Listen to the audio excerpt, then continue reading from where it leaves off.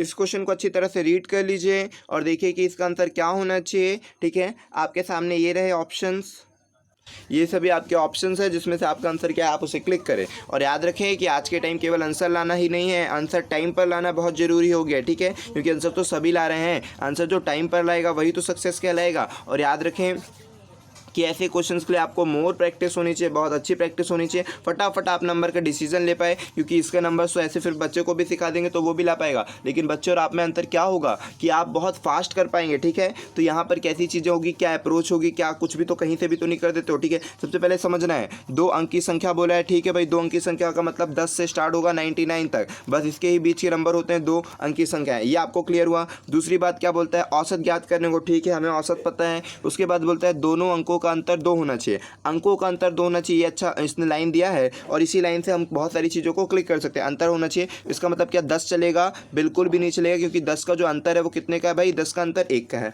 10 बिल्कुल नहीं चलेगा क्योंकि 10 का अंतर 1 का है, तो ये नहीं चलेगा। ठीक है, अब क्या चलेगा भाई वो देखते हैं। तो यहाँ पर देखें 2 का अंतर चाहिए ना, तो आपने पहला नंबर ले लिया 13 ले लिया, क्योंकि 2 का अंतर, पहले ये ले लिया 1 से शुरुआत करते हैं, तो 1 के बाद 13, तो मतलब 2 का अंतर हो गया ना। 1 और 3 में देखिए इन दोनों में कितने का अंतर है? 2 का अंतर है। तो आई होप कि आपने बिल्कुल सही नंबर लिया है। जब 13 लिया तो इसी को पलट दीजिए, 31 बना दीजिए। फिर दूसरा नंबर ना, जब 1 लिया तो फिर ले लीजिए 2 का अंतर होना चाहिए 4, तो फिर इसी को पलट दीजिए। फिर हो गया कितना आपका, और 65 से कम भी होना चाहिए, ये भी याद रखें। ठीक है, फिर हो गया 3 में 2 का अंतर लोगे तो 5 लेना पड़ेगा, फिर इसी को पलट भी दोगे। फिर उसके बाद लोगे 4 में 2 का अंतर 6 लेना पड़ेगा, फिर इसी को पलट भी दोगे। ठीक है, ये 64 हो गया। अब आपके पास कितने पेयर आ गए भाई? 1 2 3 4 5 6 7 8 पेयर बन गए। लेकिन 8 पेयर बन गए, क्या और भी कोई नंबर है जो जिसके दोनों अंकों का अंतर 2 हो? तो ऐसा कौन सा नंबर हो जाएगा भाई? एक और आपने छोड़ दिया, कौन सा? 20। आपने क्या छोड़ दिया भाई? 20 छोड़ दिया।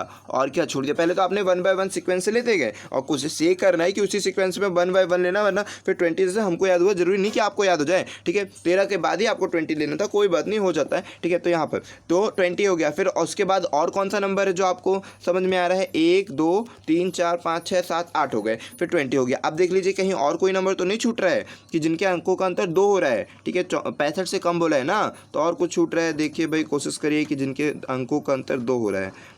हमने 50 तो लिया, 50 की लाइन ले ली क्या? ठीक है, 53 हो गया, 50 नहीं लिया ना, 50 मतलब 4 से 6 पे आ गया, फिर 5 भी तो आएगा, 5 के बाद क्या हो जाएगा? 7। ठीक है, 5 और 7 हो जाएगा, 57 है ना। तो एक जो छोड़ रहे थे वो 20 छोड़ रहे थे, बाकी सब तो कवर कर लेंगे। 1 के बाद 2 का अंतर 3, 2 के बाद 2 का अंतर 4, 3 के बाद 2 का अंतर 5, 4 के बाद 2 का अंतर 6, और 5 के बाद 2 का अंतर 7।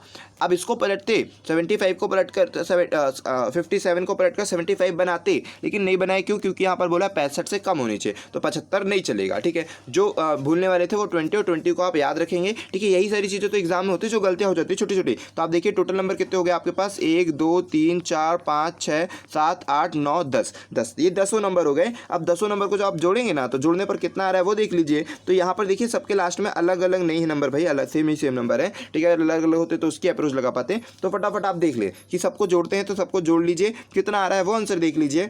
ठीक है, तो हम देखते हैं आंसर कितना होने वाला है फिर आपका यहाँ पर। तो ये हो गया कितना भाई?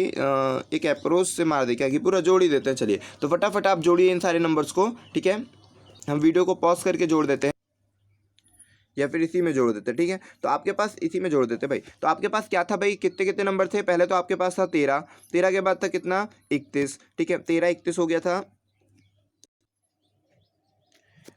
13 31। अरे यार, हमने कट कर दिया क्या? ठीक है, फिर से लिखना पड़ेगा। चलिए, तो यहाँ पर कितना हो जाएगा, सम कर देते हैं फटाफट। यहाँ पर कितना हो जाएगा आपका? 13 हो गया था, 13 13 हो गया था, 20 हो गया था। ये फिर आपका टाइम ले लेता है, कोई बात नहीं। 13 20 31, और क्या नंबर था भाई आपके पास? हम रफ हो जाता है, रफ होने का। चलिए हम ऐसे ओरल कर लेते हैं, वरना वीडियो फिर लंबी हो जाएगी, फिर से लिखना पड़ेगा। चलिए, जब आप सबको जोड़ लेंगे ना, तो आपको कितना देखने मिलेगा? ठीक है, तो कितना हो जाएगा आपका पूरा, जब आप सम करेंगे पूरा जितना भी लिखे थे ना नंबर, पीछे देख लीजिएगा कितने नंबर थे। सबको आप जब जोड़ेंगे तो कितना मिलेगा आपको? 385, क्योंकि एवरेज का मतलब ही तो होता है टोटल अपॉन में नंबर्स। तब आपने जितने भी आंकड़े दिए थे सबका टोटल किया, 385 हुआ। कितने नंबर थे वो? टोटल 10 थे, तो आपका आंसर कितना हो जाएगा? 38.10 हो जाएगा। मतलब 1 0 है तो एक संख्या के इनके लास्ट से दशमलव लगा देते हैं आप। ठीक है, तो यहाँ पर कितना हो गया? 38.5, या डिवाइड भी कर देंगे तो भी 38.5 आपका राइट आंसर हो जाता है।